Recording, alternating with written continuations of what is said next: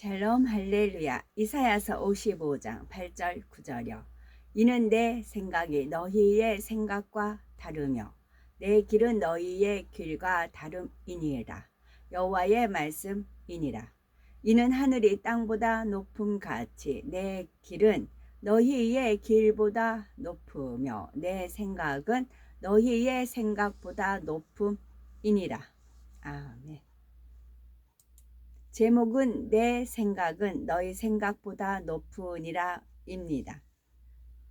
이 세상에는 나름대로 지식이나 부와 권세를 가진 사람들도 많고 각계각층의 다양한 사람들과 교제를 나누는 사람들도 많지만 그렇다고 해서 모든 일에 형통한 것은 아닙니다. 아무리 지식이 있어도 때에 맞게 바로 활용되지 못하거나 사람됨이 바르지 못해 쓰임받을 만한 그릇이 되지 못하면 무가치한 것을 볼 수 있습니다. 성경을 보면 다윗 왕의 모사 아히도벨은 그 모략이 뛰어나 하나님께 물어받은 말씀과 일반이라 할 정도였지요. 그런데 다윗 왕의 아들인 압살롬이 다윗을 반역하여 모반을 일으켰을 때 그도 함께 배반하여 압살롬에게 가담하였습니다. 이에 다윗 왕이 하나님께 기도하니 아히도벨의 모략이 채택되지 않게 됩니다. 아히도벨은 자신의 모략이 실행되지 못함을 보고 고향으로 돌아가서 목을 매에 죽고 말았습니다. 자신의 지략이 받아들여지지 않자 이미 하나님께서 압살롬과 함께 하시지 않으며 결국 압살롬이 싸움에 패할 것을 알았기 때문에 나중에 다윗에게 잡혀 죽느니 차결하는 것이 낫다고 생각한 것이지요. 그는 앞일을 예측할 줄 아는 뛰어난 사람이었지만 선 가운데 행하지 않으므로 형통한 삶을 영위할 수가 없었던 것입니다. 열왕기 상하에도 보면은 자신의 지혜나 힘을 의지하여 반란을 일으키고 왕권을 탈취한 이들이 나오는데 이들의 결말은 한결같이 좋지 못한 것을 볼 수 있습니다. 따라서 사람이 지식이나 경험, 힘이 많다고 해서 원하는 대로 이루어지는 것은 아님을 알아야 하죠. 힘이라는 것도 한계가 있으며 각종 경험도 마찬가지입니다. 모세의 경우 애굽의 왕자로서 많은 문물과 지식을 익혔으나 하나님께서는 그를 40년간 광야에서 연단하셨던 것을 볼 수가 있습니다. 이스라엘 백성들을 가나안으로 이끄는 것은 자기의 힘이나 능력, 지혜나 지식으로 할 수 있는 것이 아니므로 하나님께서 쓰실 수 있는 그릇으로 연단하시기 위함이었지요. 세상에는 나름대로 경험도 있고 지식도 뛰어나지만 자신이 원하는 꿈을 이루지 못하고 오히려 어려움 가운데 있는 사람들이 많이 있습니다. 그 이유는 바로 자신을 발견하지 못했기 때문인데 세상에서는 자신을 발견하기가 쉽지 않고 그 방법을 가르침 받기도 쉽지 않지요. 단순히 경험 또는 연단을 통해 이것이 옳았구나 아니면 실수였구나 하는 정도로 구분할 수 있을 뿐입니다. 그러나 하나님의 말씀으로는 해결받지 못할 것이 없습니다. 빛이신 하나님의 말씀으로는 분별치 못할 것이 없고 그 앞에는 모든 것이 드러나게 되어 있기 때문에 하나님의 말씀으로 자신을 발견하고 개선하면 만사형통의 축복을 받을 수 있습니다. 하나님 안에서 꿈을 이루려면 첫째는 자신의 그릇됨을 알아야 합니다. 자신의 그릇됨을 알아야 되는데 그 그릇됨은 하나님께서 귀히 여기시는 금그릇은 어떤 사람이냐면 첫째는 변하지 않는 그릇, 둘째는 소중한 그릇, 셋째는 아름다운 그릇, 넷째는 귀한 그릇입니다. 자신의 그릇됨을 알아야 합니다. 하나님께서는 섬기는 자가 큰 자요, 자기를 낮추는 자가 큰 자라고 말씀하시며 영적인 어린아이가 되어서 교만치 말아야 할 것을 교훈하셨습니다. 만일 다른 사람을 섬기지 못하면서 주위 사람이나 환경을 탓한다면 이는 큰 그릇이라 할 수가 없습니다. 이런 사람은 자신을 낮추지도 못하고 상대를 포용하지도 못하므로 상대의 마음을 얻을 수가 없지요. 반면에 섬기는 사람, 자기를 낮추는 사람은 큰 그릇이기에 마음먹은 대로 큰 일을 이루어내는 것을 볼 수 있습니다. 디모데후서 2장 20에서 21절을 보면 큰 집에는 금과 은의 그릇이 있을 뿐 아니요 나무와 질그릇도 있어 귀히 쓰는 것도 있고 전히 쓰는 것도 있나니 그러므로 누구든지 이런 것에서 자기를 깨끗하게 하면 귀히 쓰는 그릇이 되어 거룩하고 주인의 쓰심에 합당하며 모든 선한 일에 예비함이 되리라 말씀하고 있지요. 금그릇이나 은그릇처럼 귀한 손님이 오거나 특별한 날에 내어놓는 귀한 그릇이 있는 반면 늘 편하게 쓰는 그릇이 있고 천하게 쓰는 그릇도 있습니다. 이처럼 하나님 앞에서 누구든지 자신을 깨끗게 하면 귀히 쓰는 그릇이 될 수 있는데 그 중에서도 존귀하게 여김받는 금 그릇이 된다면 금상 첨화일 것입니다. 그러면 하나님께서 귀히 여기시는 금그릇은 어떤 사람일까요? 첫째로는 변하지 않는 그릇입니다. 사도 바울과 같이 변개함 없이 믿음의 길을 끝까지 달려가는 사람이지요. 하나님께서는 금처럼 영원히 변함이 없는 사람들, 곧 성령의 9가지 열매와 빛의 열매, 그리고 발보 영적인 사랑이 온전히 맺힌 사람을 찾고 계십니다. 둘째로 소중한 그릇입니다. 하나님께서 소중히 여기는 사람들은 한결같이 지대한 사명을 온전히 감당하였습니다. 그래서 주의 길을 예비한 세례 요한, 성령으로 아기 예수님이 잉태될 것을 믿음으로 받아들였던 동정녀 마리아, 예수님께 옷값을 깨트려 향유를 부어드렸던 막달라 마리아, 위대한 영도자인 모세 등은 하나님께서 소중한 그릇으로 여기셨습니다. 하나님께서 소중한 그릇으로 여기셨습니다. 셋째로 아름다운 그릇입니다.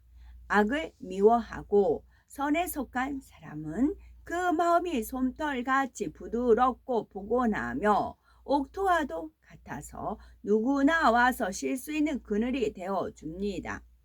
그 마음이 선하여 아무 일에든지 다투지 아니하고 오직 진리 안에서 품어주고 상대를 위해 대신 죽어줄 수도 있으니 하나님께서 아름답게 여기시는 것입니다. 예를 들면 민족을 위해 죽으면 죽으리라는 각오로 왕 앞에 나아갔던 에스더, 사는 날 동안 변함없이 하나님을 사랑하고 순종했던 아브람 등이 이에 속하지요. 넷째로 귀한 그릇입니다. 귀한 그릇은 쉽게 만들 수 없고 흔치 않으며 한결같이 고유의 품위를 지니고 있습니다. 믿음의 정도를 걸었던 요셉이나 하나님께로부터 크신 은총을 입었던 다니엘은 정직, 진실, 고든 절개, 바른 신앙을 소유했던 참으로 귀한 그릇이었지요. 그러므로 우리도 정한 마음을 갖고 주어진 사명을 온전히 감당하며 영적인 사랑으로 헌신할 뿐만 아니라 세상과 타협하지 않고 믿음의 정도를 걸음으로 하나님께 귀히 쓰임을 받는 금 그릇이 되어야 하겠습니다. 잠언 10장 1절에는 지혜로운 아들은 아비로 기쁘게 한다라고 하였습니다. 여기서 아비란 하나님 아버지를 의미합니다. 사람의 생각으로는 온전함을 이룰 수가 없지만 모든 것을 아시는 하나님께 순복하면 하나님께서 기뻐하셔서 능히 모든 것을 온전케 해 주시는 것입니다. 또한 아비란 육의 아버지나 조직의 상사도 해당될 수가 있습니다.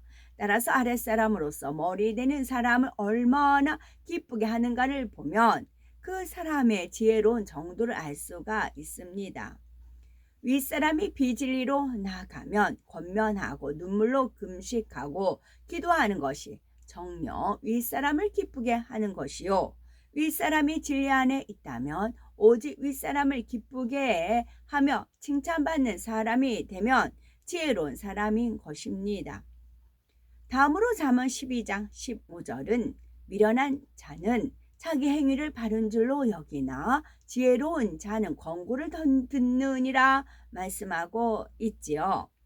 권면이나 지적을 받기 싫어하는 사람이야말로 지혜롭지 못한 사람이며 훈계 받기를 즐겨하는 사람이 하나님 보시기에 지혜로운 사람이라는 뜻입니다. 훈계는 먼저 겪어보아 깨달은 경험자가 아직 경험이 없는 아래 사람에게 깨우침을 주므로 삶의 빛과 길잡이가 되어주는 것을 말한답니다. 따라서 상대가 실수를 범치 않도록 하며 사전에 바로 잡아주어 사단의 송사거리가 생기지 않도록 방지해 주는 역할을 하는 것입니다. 그러니 윗사람이나 앞선 경험자들이 가르침을 베풀어 줄 때 마음에 새겨서 즉시 개선한다면 값진 교양과 양식이 될 수가 있는 것입니다. 그리고 지혜로운 사람은 배우는 사람입니다. 잠언 6장 6절을 보면 하나님께서는 우리가 개미에게 가서라도 배우기를 원하신다는 것을 알 수가 있지요. 그러니 자존심을 내세워 주저할 것이 아니라 칭찬받고 열매를 낸 사람에게 가서 배우는 것이 선이요 유익한 것입니다. 마지막으로 지혜로운 사람은 하나님의 법도를 지켜 행하는 것을 볼 수가 있습니다. 하나님께서 기도하라, 용서하라 하시면 기도하고 용서하는 등 하나님의 말씀을 지켜 그 법을 떠나지 않지요. 나라의 법을 잘 지킬 때 질서 안에서 평안한 삶을 영위할 수 있듯이 하나님의 법도를 지켜 행하는 사람은 하나님의 보호하심 속에 평안히 살며 하나님께서 주시는 축복을 마음껏 누릴 수 있으니 이것이 바로 지혜로운 길이 되는 것입니다. 전지전능하신 하나님의 자녀로서 명철한 사람이 되려면 어떻게 해야 할까요? 발견한 것을 개선하는 명철이 우리는 있어야 되는데 전지전능하신 하나님의 자녀로서 명철한 사람이 되려면 어떻게 해야 할까요?